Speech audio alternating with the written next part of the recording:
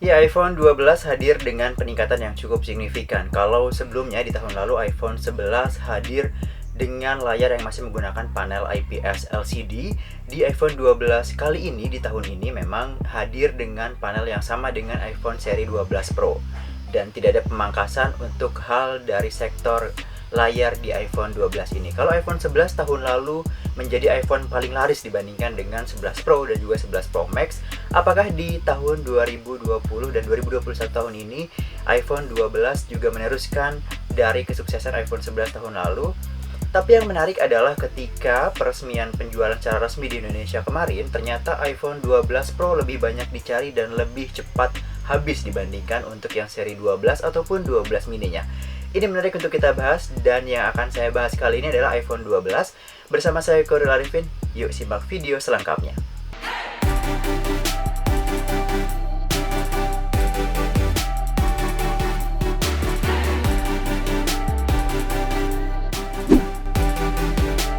Mulai dari desain dan build quality-nya, secara material si iPhone 12 ini sama aja kayak yang dibawa sama iPhone 11 sebelumnya. Bagian depan dan belakangnya kaca dengan bezel aluminium. Bagian belakangnya glossy dan nggak ngedove kayak yang versi Pro-nya. Ada peningkatan kualitas pada bagian kaca di iPhone 12 ini yang menggunakan kaca ceramic shield yang kabarnya lebih tahan pecah atau 4 kali lebih tahan retak atau pecah jika terjatuh. Dalam hal desain, iPhone 12 ini terlihat mirip dengan iPhone 5 series di mana sudut-sudutnya terlihat tegas mengkotak, nggak kayak iPhone 11 sebelumnya yang lebih membulat. Ini jadi kabar baik buat mereka yang suka dengan desain iPhone Series 5. Ya, beberapa waktu lalu sempat banyak beredar kabar bahwa sisi-sisi dari iPhone seri 12 ini terasa tajam dan bisa melukai kulit penggunanya. Selama saya menggunakan beberapa bulan terakhir, ternyata sisi-sisinya ini tuh enak dan gak ada rasa tajam sedikit pun ya buat saya rasain. Selain itu, memang rata-rata yang menggunakan iPhone akan menggunakan case juga, jadi harusnya sih aman. Dan isu bahwa sisi-sisi dari iPhone 12 series ini tajam ternyata tidak benar adanya ya. Soal layar, kali ini layar untuk seri non-Pro tidak dipangkas oleh Apple. Ya, tahun lalu iPhone 11 cuma dapat layar berjenis IPS LCD yang berimbas pada bezel yang lebih tebal. Kali ini, semua seri iPhone 12 menggunakan panel OLED untuk layarnya.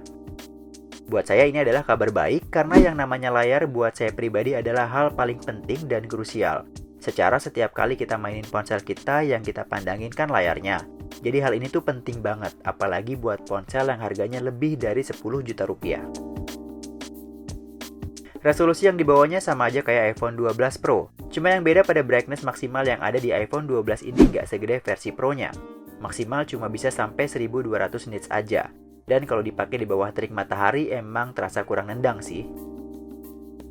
Kalau untuk urusan multimedia, iPhone 12 ini punya ukuran yang ada di tengah, di antara iPhone 12 mini dan iPhone 12 Pro Max. Buat saya pribadi yang memang sudah terbiasa dengan ponsel berukuran compact atau kecil, ya ini udah sangat pas. Karena kalau 12 mini itu terasa kecil banget, tapi kalau 12 Pro Max itu terasa kebesaran. Kalau buat nonton, baik itu nonton video ataupun streaming film, di iPhone 12 series ini atau iPhone 12 ini terasanya udah pas aja. Layarnya juga udah OLED, dan untuk urusan audionya juga udah sangat mumpuni, dia udah stereo speakers. Untuk sampel multimedia atau menonton videonya, bisa kalian simak di cuplikan berikut ini.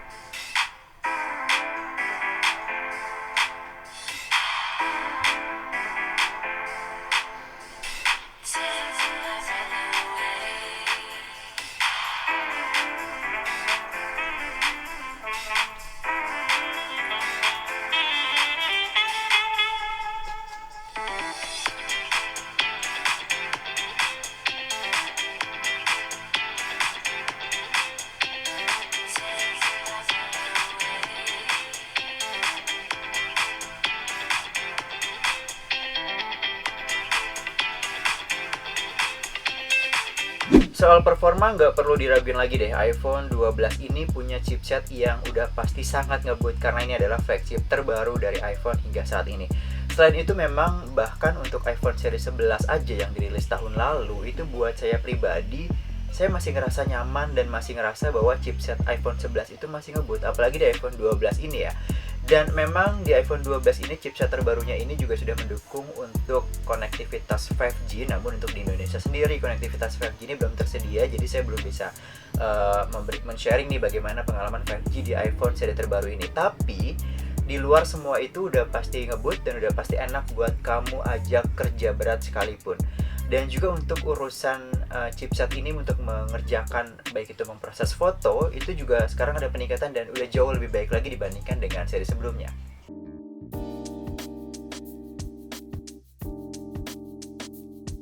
A14 Bionic yang dipadukan dengan RAM 4GB di iPhone 12 ini udah pasti enak buat diajak ngapain aja. Selama penggunaan saya dengan iOS 14 ini, saya nggak pernah ngerasain lagging ataupun stuttering. Buka aplikasi apa aja lancar dan diajak ngapain aja terasa nyaman.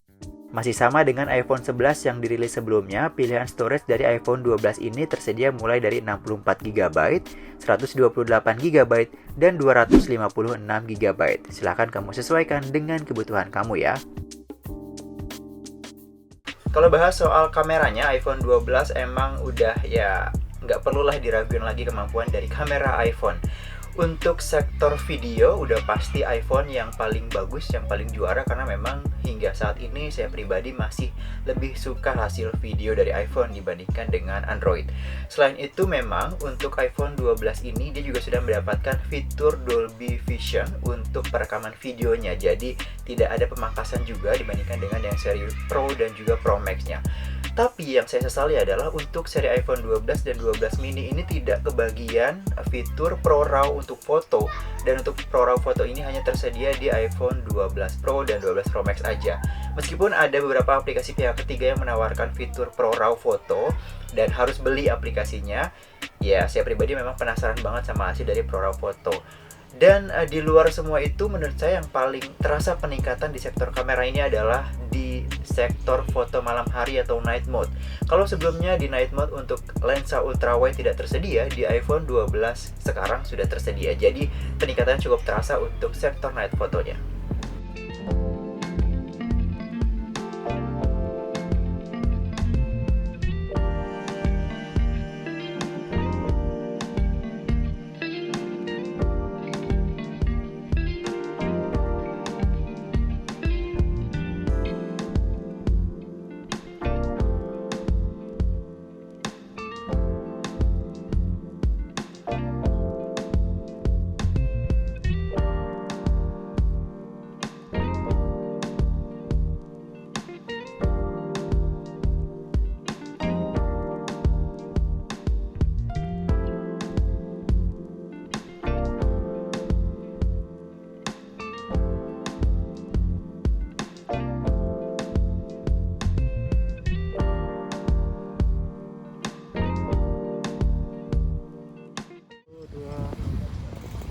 Yeay!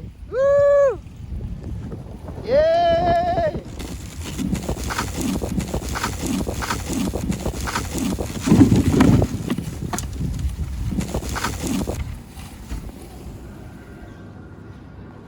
Nah, kalau untuk kamera depannya sama aja sebenarnya kayak iPhone 11 dan 11 Pro sebelumnya. Memang untuk hardware sama, tapi karena ini chipsetnya baru, jadi ada peningkatan di kualitas. Tapi nggak terlalu signifikan banget peningkatannya.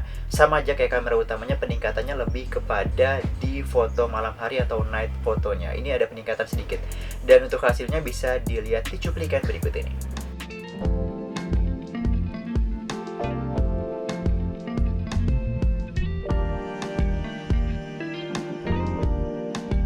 Ya, di luar semua yang sudah saya jelaskan tadi, fitur-fitur yang sudah seharusnya ada di sebuah flagship phone, apalagi untuk sebuah iPhone, udah pasti ya semuanya ada ya. Wireless charging, terus juga fast charging, NFC, semuanya ada dan semuanya lengkap. Rating anti air dan juga debu juga sudah pasti ada, dan ada peningkatan juga untuk seri iPhone 12 ini. Cuma yang saya sayangkan dari seri iPhone 12 ini adalah dia tidak dilengkapi dengan fitur Pro Motion Screen atau 120 Hz refresh rate pada layar. Ya memang untuk fitur 120 Hz refresh rate layar ini untuk Android kelas mid-range aja udah hadir, tapi kenapa di iPhone nggak ada? Kabarnya ini adalah salah satu trik di mana memang kapasitas baterai iPhone ini kan terbatas, tidak sebesar kapasitas baterai dari ponsel Android. Jadi untuk meminimalisir keborosan baterai atau borosnya penggunaan baterai, karena memang iPhone juga sudah menghadirkan teknologi 5G, jadi iPhone lebih memberatkan menggunakan teknologi 5G dibandingkan dengan 120 Hz refresh layar. Tapi buat saya pribadi, apalagi buat pengguna di Indonesia, mungkin akan lebih butuh 120 Hz refresh rate layar ya dibandingkan dengan 5G, karena 5G di Indonesia aja belum tersedia. Tapi meskipun memang untuk refresh rate layar 120 Hz ini belum tersedia, tapi pengalaman untuk scrolling, membuka banyak aplikasi, dan juga bernavigasi menggunakan iPhone 12 ini juga udah terasa cukup nyaman. Apalagi kalau kamu juga sebelumnya memang sudah terbiasa menggunakan layar 60Hz, kayaknya nggak akan terasa bedanya.